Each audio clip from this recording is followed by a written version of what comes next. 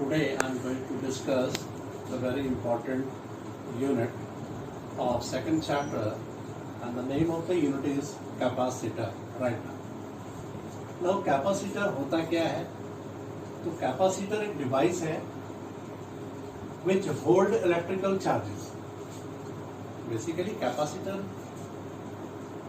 मेरा electrical charges को क्या करता है? होल्ड अप करता है. अब यहाँ पे capacitance of the capacitor is the measure of its ability to hold the electrical charges or electric charges. तो एक्चुअली हुआ क्या? इसका मतलब क्या हुआ कि कैपेसिटर चार्ज को होल्ड कर रहा है. अब उस चार्ज का कैपेसिटी कितना है उसको मेजर करने के लिए हम एक अलग यूनिट हमने क्या किया? इन्वेंट किया, और उसको हमने क्या नाम दिया? That is capacitance. Right now, so capacitance is nothing but to measure the strength of the electrical charges which can hold by that capacitor. Very clear.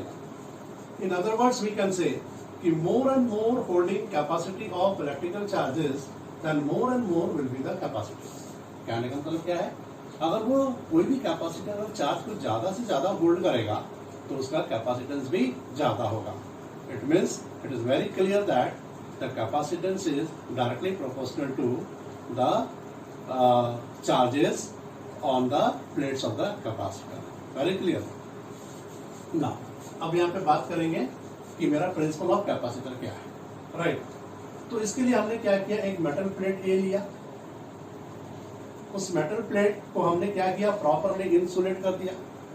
Right ना. और इस मेटल प्लेट पर मैंने क्या किया? पॉजिटिव चार्ज का uniform distribution किया. और जस्ट इस मेटल प्लेट के जस्ट बगल में, मतलब बहुत ही क्लोज में, एक दूसरा मेटल प्लेट लिया. ये इनिशियली ये मेरा जो मेटल प्लेट था, दिस इज माई इनिशियली अनचार्ज था. राइट ना. मैं फिर से इसको समझा रहा हूं. सबसे पहले मैंने मेटल प्लेट ए लिया. इस पर मैंने एक मेरा पॉजिटिव चार्ज का यूनिफॉर्म डिस्ट्रीब्यूशन किया. इस पॉजिटिव चार्ज के कारण यहाँ पे एक मेरा पोटेंशियल डेवलप किया. और मैंने जस्ट इसके बगल में एक मैंने अनचार्ज मैंने एक मेटल प्लेट बी लिया. राइट ना. सिमिलर. अब जैसे मैं इस मेटल प्लेट को इसके क्लोज में लाऊंगा तो एक मेरा म्यूचुअल इंडक्शन और we can say the electrostatic induction process must take place. And due to that ये पॉजिटिव है तो यहाँ पे इसका इनर साइड मेरा नेगेटिव चार्ज यहाँ पे इंड्यूस होगा और इसके आउटर साइड पर पॉजिटिव चार्ज मेरा इंड्यूस होगा. राइट. तो मैंने क्या लिखा? Consider a metal plate A which is fixed on the proper insulating stand. There is uniform distribution of positive charge on its surface. Due to this a certain potential must be developed. Now we bring uncharge, यहाँ लिखा हुआ uncharge, similar metal plate be close to it. Due to electrostatic induction, the inner surface induces with the negative charges and outer surface with positive charges. आप देख रहे हो ना यहाँ पे नेगेटिव चार्ज हो रहा है, यहाँ पे पॉजिटिव चार्ज हो रहा है. वो ये चार्ज पर इंड्यूस हो रहा है.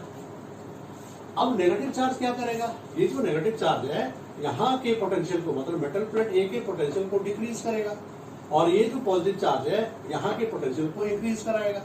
राइट.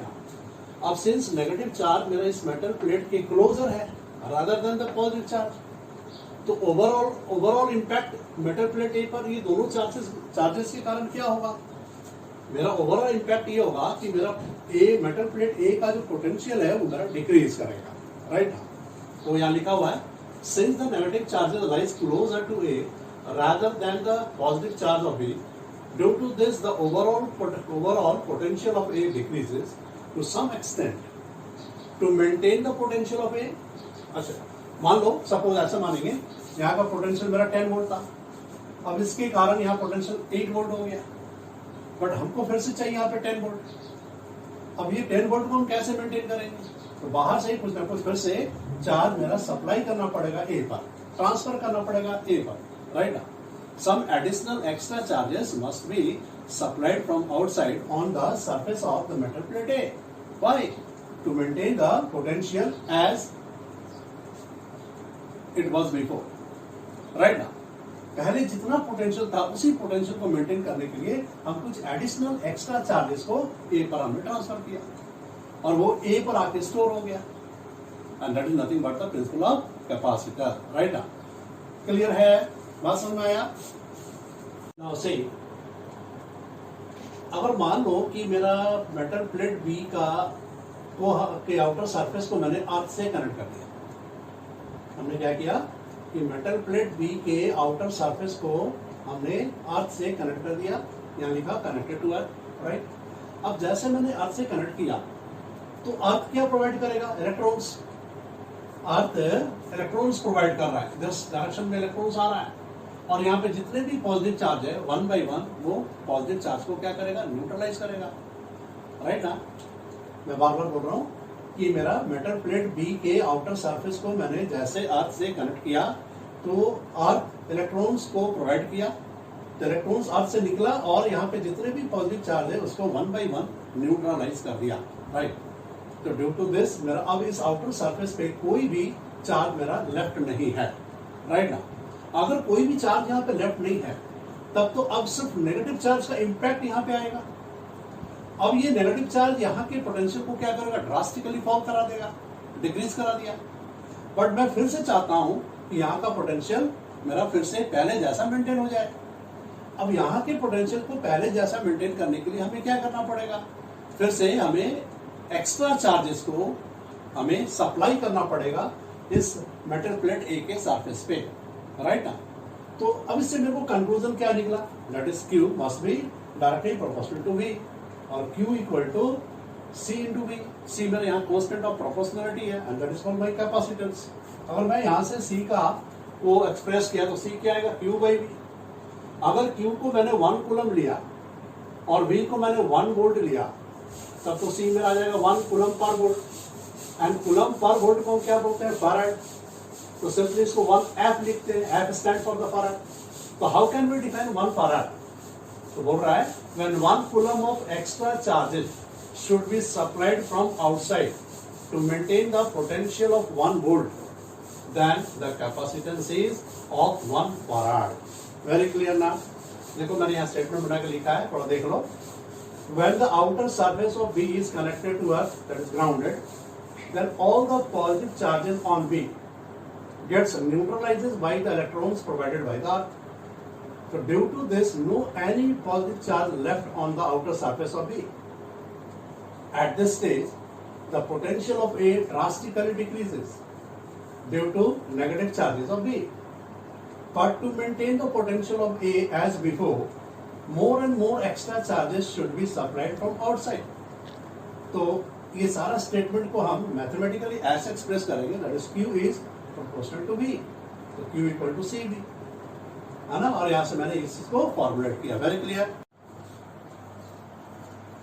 देखो ये कुछ इंपॉर्टेंट पॉइंट्स है, राइट ना। ये मेरा इंपॉर्टेंट है फॉर न्यूमेरिकल्स, इसको हम न्यूमेरिकल में यूज करेंगे, राइट ना।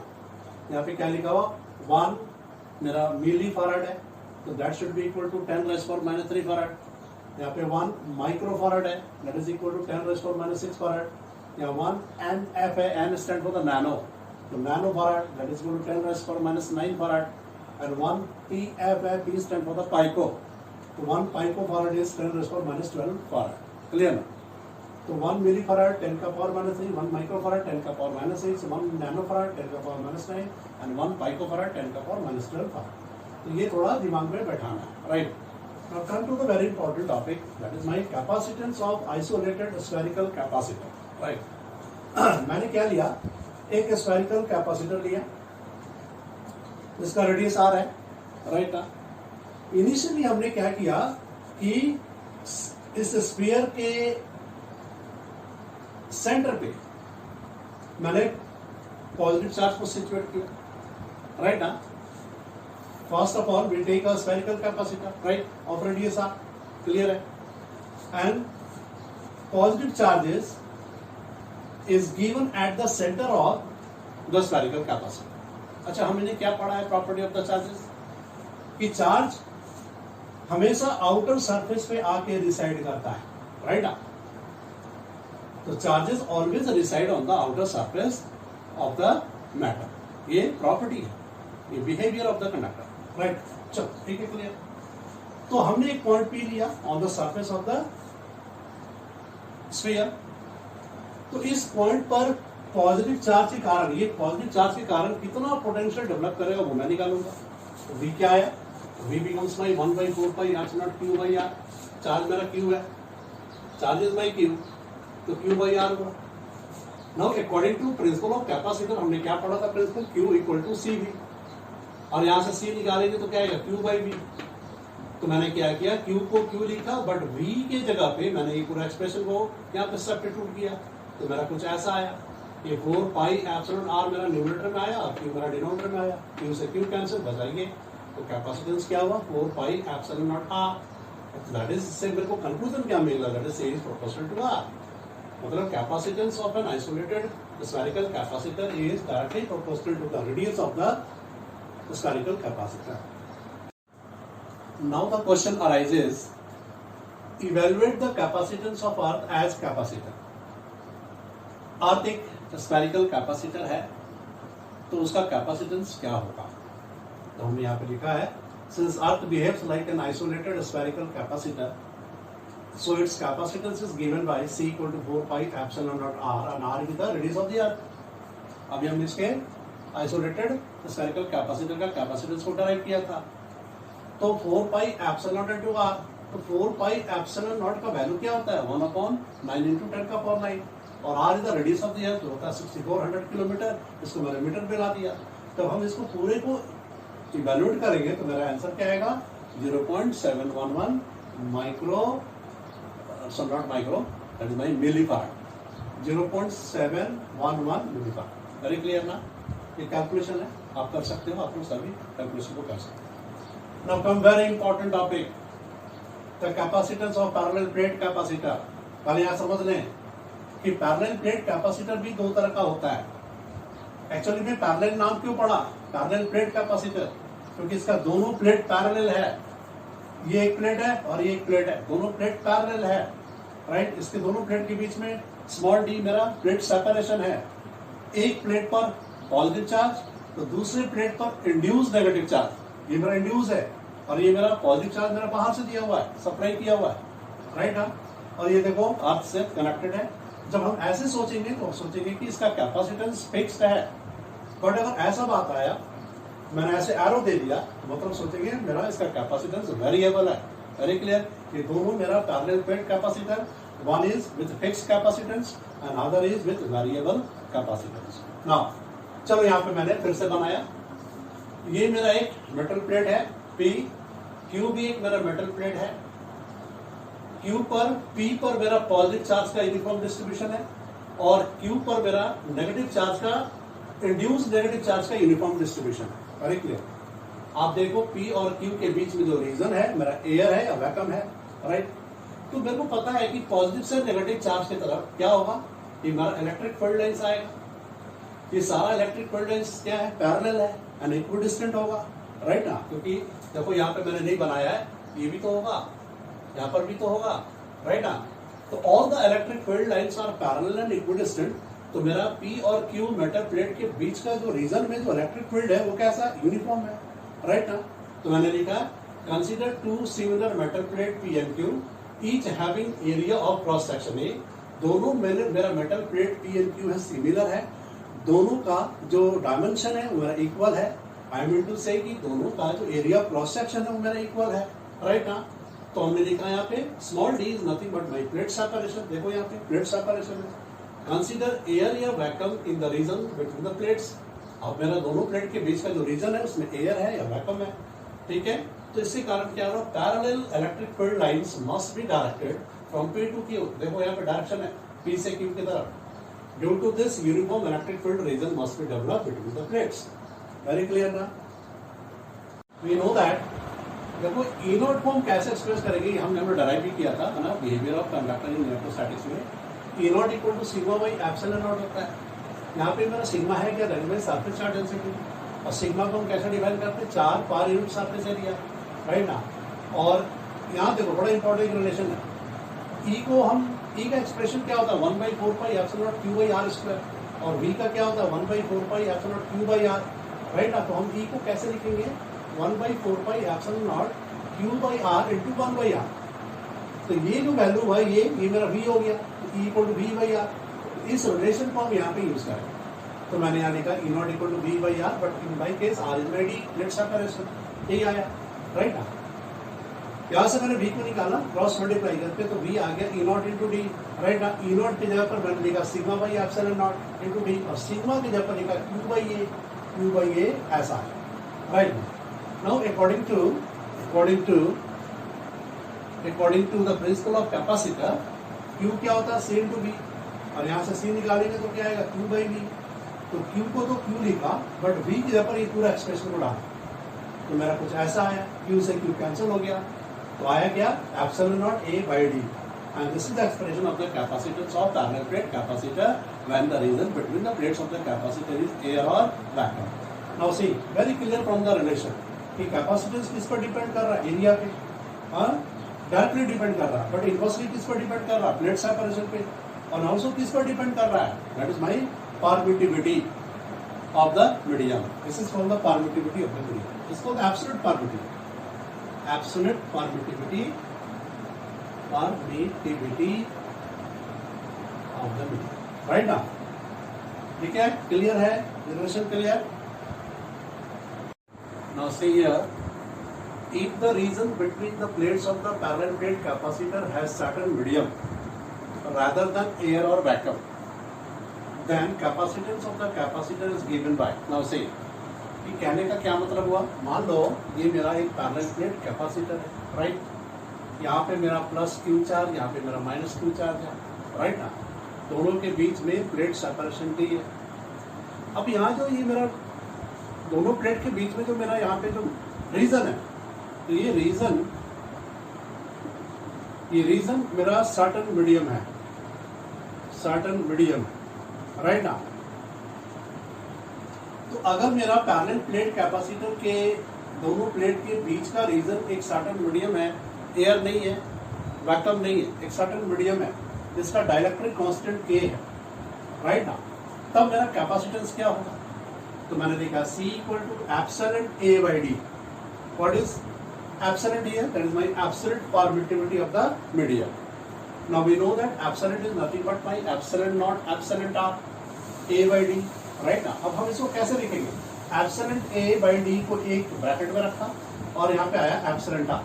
This epsilon r is called the relative permittivity that is equivalent to my dielectric constant that is K। तो मैंने एप्सिलॉन r की जगह पर K लिखा, फिर epsilon naught A by D को ऐसे लिखा, and this epsilon naught A by D is nothing but my C naught, that is my capacitance in the case of air or vacuum air or vacuum lies in the region between the plates of the capacitor right। तो C equal to क्या आ गया K times of C naught। इसका मतलब क्या हुआ कि capacitance मेरा increase कर रहा है और कैपेसिटेंस अगर इंक्रीज कर रहा है K टाइम्स, तो इसका मतलब क्या हुआ कि होल्डिंग चार्ज कैपेसिटी मेरा इंक्रीज कर रहा है। वेरी क्लियर ना। तो कहने का मतलब है कि जब हम दो पैरेलल प्लेट कैपेसिटर के दोनों प्लेट के बीच में अगर कोई मीडियम को इंसर्ट कर देंगे तो कैपेसिटेंस मेरा K टाइम्स मेरा क्या करेगा, इंक्रीज कर जाएगा। Very clear. Now I am going to discuss very important topic, capacitance of parallel plate capacitor when dielectric slab is introduced between the plates of the capacitor right now. So this topic is very important. Now देखो मेरा ये और ये मेरा दो plate है parallel plate capacitor का right, और ये दोनों प्लेट के बीच में एक मेरा डाइलेक्ट्रिक स्लैब मैंने यहाँ लिखा है, this is nothing but dielectric slab of thickness T। देखो थिकनेस T है राइट ना। D मेरा पैरेलल प्लेट कैपेसिटर के प्लेट्स का सेपरेशन है और T is the thickness of the dielectric slab. अच्छा हमने पढ़ा है कि डाइलेक्ट्रिक स्लैब के बीच में एक बार इंड्यूस इलेक्ट्रिक फील्ड होगा जिसका डायरेक्शन मेरा पॉजिटिव से नेगेटिव चार्ज की तरफ होगा, और इससे मेरा जो net electric field inside the dielectric मेरा होगा E0 माइनस EI है ना। तो यहाँ पे एयर है, यहाँ पे एयर है, तो एयर में मेरा E0 इलेक्ट्रिक फील्ड है राइट। ठीक है, यहाँ पर भी मेरा ई नॉट इलेक्ट्रिक फील्ड है, क्योंकि ये पोर्शन और ये पोर्शन एयर है। मैं यहाँ लिख दे रहा हूँ, this portion is air, this portion is also air. Air में ई नॉट इलेक्ट्रिक फील्ड है और डाइलेक्ट्रिक स्लैब के अंदर में ई मेरा इलेक्ट्रिक फील्ड है, राइट। तो आप देखो जो ई नॉट इलेक्ट्रिक फील्ड है वो पर्टिकुलरली ये वाला एक्सटेंट और ये वाला एक्सटेंट पर एग्जिस्ट कर रहा है। तो हमने यहाँ लिखा, we know that E not exist over the extent, this is my extent D minus T, क्योंकि अगर मैं डी में से पूरा प्लेट सेपरेशन में से टी माइनस करेंगे तब ये पोर्शन और ये पोर्शन आएगा। तो हमने लिखा E not exist over the extent D minus T, where as E exist over the extent T one. E is the net electric field inside the dielectric slab. तो ये net electric field मेरा किस portion पे है? T portion पे है, right ना? बिल्कुल क्लियर है पोर्शन ना। तो अगर ये मेरा सेटअप है, ये मेरा सिस्टम है, तो मेरा पूरा सिस्टम का पोटेंशियल डिफरेंस क्या होगा? तो मैंने यहाँ पे लिखा है, तो potential difference V is E not. आप देखो E नॉट किस एक्सटेंट पर है? D माइनस टी, तो D माइनस टी लिखा। फिर E किस एक्सटेंट पर है? तो T, तो E इंटू टी लिखा। और इस रिलेशन को कैसे मैंने लिखा? By using this particular relation, V equal to E into R. Very clear. Now we know that E equal to E naught by K, आपने फर्स्ट चैप्टर में पढ़ा होगा। तो मैंने क्या किया, यहाँ पे E के जगह पर E नॉट बाई के रखा। वेरी क्लियर ना। अब ये सारा एक्सप्रेशन में से मैंने E नॉट कॉमन लिया, तो यहाँ बचा D माइनस टी, यहाँ बचा T बाई के। क्लियर। नाउ E नॉट होता है क्या है, इस सवाल को डिस्कस कर रखे हैं। E not is nothing but sigma by epsilon not, D minus T plus T by के, ऐसे लिखा। और सिग्मा है क्या? That is my surface charge density, that is charge per unit surface area. तो Q बाई ए लिखा, epsilon not लिखा, फिर ये पूरा एक्सप्रेशन को ऐसे लिखा, राइट ना। अब according to principle of capacitor, C मेरा Q बाई V होता है, तो Q को तो मैंने Q लिखा, बट V के जगह पर ये पूरा एक्सप्रेशन को डाला। तो Q into D minus T plus T by के न्यूमरेटर में है, यहाँ लिखा। और ये जो पोर्शन है डिनोमिनेटर में जो ऊपर आ गया, Q से Q कैंसिल हो गया, बचा क्या? Epsilon naught A by this, ऐसा लिखा। अब इसमें से मैंने क्या किया कि नीचे से डिनोमिनेटर में से मैंने D कॉमन लिया। देखो यहाँ D कॉमन लिया, यहाँ बचा 1, यहाँ बचा T बाई डी, क्योंकि यहाँ तो मेरा D है नहीं, तो D मेरा डिवाइड होगा, यहाँ पर भी D मेरा डिवाइड होगा, कुछ ऐसा। अब ये epsilon naught A by D, be careful, epsilon naught A by D मेरा हुआ क्या? ये मिलके हो गया C naught, that is my capacitance, है ना। When the region between the plates of the capacitor is consist of air और वैक्यूम, तो ये C नॉट हो गया। फिर बचा ये, and this is the expression of the capacitance of parallel plate capacitor due to dielectric slab. तो ये एक्सप्रेशन को देखने से मेरे को कंक्लूजन क्या मिला? कंक्लूजन मिला कि इन this case also the capacitance increases. Very clear. Case of the conducting slab, मेरा कहने का मतलब है कि डाइलेक्ट्रिक स्लैब की जगह पर अगर हम कंडक्टिंग स्लैब को इंट्रोड्यूस करेंगे और थिकनेस मेरा वही रहेगा, T रहेगा, तो K that is called dielectric constant of the conducting slab becomes my infinity. ये होता है ना, याद कर लो ये कि कंडक्टिंग स्लैब का जो डाइलेक्ट्रिक कांस्टेंट होता है वो इन्फिनिटी है, राइट। तो अगर मैं इस एक्सप्रेशन में जो हमने फाइंड आउट किया था, इस एक्सप्रेशन में अगर K के जगह पर इन्फिनिटी रखेंगे तो 1 बाई इन्फिनिटी मेरा क्या होगा? 0। तो ये पूरा टर्म खत्म हो गया, तो बचा क्या? That is C not by 1 minus T by D. तो this is the expression of the capacitance when conducting slab is introduced. In this case also the capacitance increases. इसका मतलब क्या हुआ? अगर हम डाइलेक्ट्रिक स्लैब को इंट्रोड्यूस करें या कंडक्टिंग स्लैब को इंट्रोड्यूस करें between the in the region between the plates of the parallel plate capacitor, तो मेरा कैपेसिटेंस इंक्रीज करता है। वेरी क्लियर ना। Now come to the very very important topic, that is the energy stored in the region between the plates of parallel plate capacitor। ठीक है, देखो जब हम इस टॉपिक को डिस्कस करते हैं तो हम 3 सिचुएशन को लेकर चलते हैं। पहला सिचुएशन है कि मैंने पैरेलल प्लेट कैपेसिटर रखा, बट ये मेरा अनचार्ज capacitor. What do mean by अनचार्ज capacitor? मतलब इसके दोनों प्लेट पर कोई चार्ज नहीं है, इसलिए मैंने यहाँ Q क्या लिखा? 0। अगर चार्ज ही नहीं है तब तो दोनों प्लेट के बीच में जो पोटेंशियल डिफरेंस है वो भी मेरा 0। Very clear. और यहाँ पे देखो मेरा चार्ज का कोई ट्रांसफर ही नहीं हो रहा है, इसलिए वर्क भी मेरा क्या है? 0 है। W stand for the work, work भी मेरा 0। Now come to the second situation. अब जैसे मैंने दोनों प्लेट दोनों प्लेट को बैटरी से कनेक्ट किया, यहाँ पे मेरा बैटरी है या सेल है, तो यहाँ सर्टेन पोटेंशियल आया, राइट, यही पोटेंशियल ये दोनों प्लेट के बीच में मेंटेन होगा, तो मेरा अब चार्ज ट्रांसफर होगा। तो मैंने चार्ज को ट्रांसफर किया, very small amount of charge dq is going to be transfer from the negative plate to positive plate against the electric field, क्योंकि इलेक्ट्रिक फील्ड का डायरेक्शन पॉजिटिव से नेगेटिव होगा, है ना। और वर्क का सिग्निफिकेंस कब होता है, वर्क हमेशा अगेंस्ट ऑफ द समथिंग होता है। Now come to the third figure या थर्ड सिचुएशन। यहाँ पे हमने क्या किया कि मेरा टोटल वर्क हुआ, राइट ना। यहाँ पे मेरा ये कंप्लीटली चार्ज है, ये मेरा पार्शियली चार्ज है, ये मेरा कंप्लीटली चार्ज है, मतलब कि मैंने मैक्सिमम चार्ज को नेगेटिव प्लेट से पॉजिटिव प्लेट की तरफ ट्रांसफर किया, तो टोटल वर्क मेरा यहाँ पे इस टर्म्स में, इस फिगर के टर्म्स में इवेल्युएट होगा, राइट ना। तो चलो हम इसको इवेल्युएट करते हैं। तो मैंने यहाँ पे क्या लिखा, small amount of work that is made dw has to be done on transferring dq amount of charge from negative plate to positive plate against the electric field. तो हम वर्क को यहाँ पे डिफाइन करेंगे in the terms of electric potential या electrostatic potential. तो dw क्या होगा, that is my v dash, देखो पोटेंशियल मेरा v डैश था यहाँ, और चार्ज का ट्रांसफर क्या था, दैट इज माय dq। अच्छा v डैश, अब हम v डैश को कैसे लिखेंगे, according to principle of capacitor मेरा क्या होता है, आप सुनो। प्रिंसिपल ऑफ कैपेसिटर मेरे को क्या बताता है, और देखो Q इक्वल टू CV, अगर यहाँ से V निकालेंगे तो क्या आएगा, Q बाई C। तो Q यहाँ पे मेरा स्मॉल q है, और C is the capacitance, C is nothing but my capacitance, तो कैपेसिटेंस तो मेरा C रहेगा, राइट ना। तो मैंने देखा v डैश पर क्या लिखा, Q by C into dq। तो this is the expression of my small amount of work done. Now the total amount of work done on transferring the charge q from negative plate to positive plate against the electric field is given by, कैसे होगा, अगर मैं small amount से total amount पर आऊंगा तो मेरे को इंटीग्रेट करना पड़ेगा, राइट। इंटीग्रेट मैंने किया इस पूरा एक्सप्रेशन को, अब इंटीग्रेट करेंगे तो यहाँ पे लिमिट्स ऑफ इंटीग्रेशन आएगा, और लिमिट ऑफ इंटीग्रेशन मेरा फर्स्ट सिचुएशन और लास्ट सिचुएशन के अकॉर्डिंगली होता है, डिसाइड होता है। तो फर्स्ट सिचुएशन में चार्ज मेरा 0 है और लास्ट सिचुएशन में चार्ज मेरा q है, तो मैंने q लिखा, राइट ना। C द कैपेसिटेंस, तो 1/c को बाहर निकाला, दैट इज माय कांस्टेंट, और q dq का मैंने इंटीग्रेशन किया, राइट ना।